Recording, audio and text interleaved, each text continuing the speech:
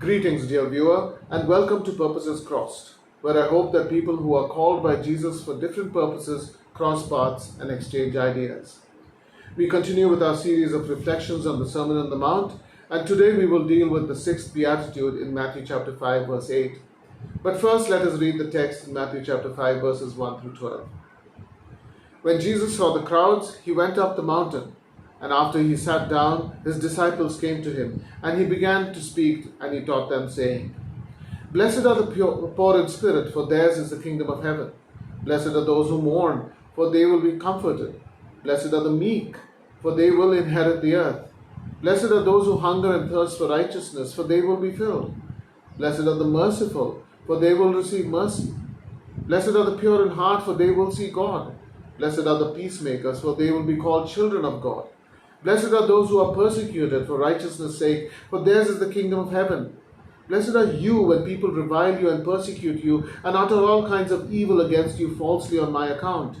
Rejoice and be glad, for your reward is great in heaven, for in the same way they persecuted the prophets who were before you. In Exodus chapter 33, Yahweh tells Moses, You cannot see me, for no human being can see me and survive. Yet in the sixth beatitude, Jesus promises those who are pure in heart that they will see God. What do we make of this? In what way is this beatitude valid? And how does it relate to the words of Yahweh to Moses? One way of approaching this is to see the words of Moses as primary, indicating that Jesus is speaking of our eternal state when we will be pure and when we will see God face to face. This has been a common approach. However, it results in Jesus speaking the obvious. Of course, the redeemed will see God in eternity. This would hardly make Jesus a rabbi worth following. Another way of approaching is to say Moses, like all of us, is impure and that purity can be achieved.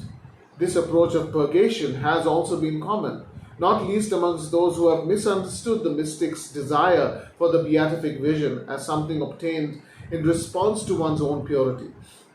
However, the whole thrust of the Sermon on the Mount and Jesus' ministry warns against such striving. A third option suggests that pure in heart means single-minded devotion, and that Jesus is blessing those who are focused on God. However, the first part of the Beatitude does not mention God. In fact, none of these approaches takes into account the context of the Beatitude, and this is why they miss the point, though the third option does come close. So what does the context tell us? The beatitude lies between the blessing on the merciful and the blessing on the peacemakers. This should give us some clue as to what pure of heart means. It must be somewhat related to mercy and peace, or else there would have been no reason for Jesus to include it where he did. Going with the third option mentioned above, single-minded devotion, might be a correct way of rendering pure in heart.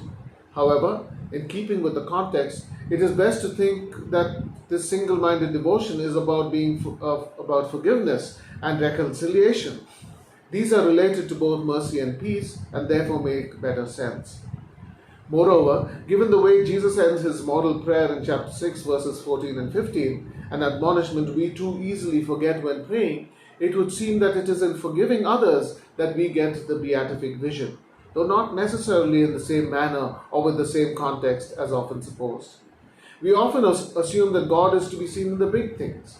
However, as many of Jesus' parables tell us, and as Jesus' life itself indicates, God is most present in the small things, the little events in which his people dare to act like him. Thank you.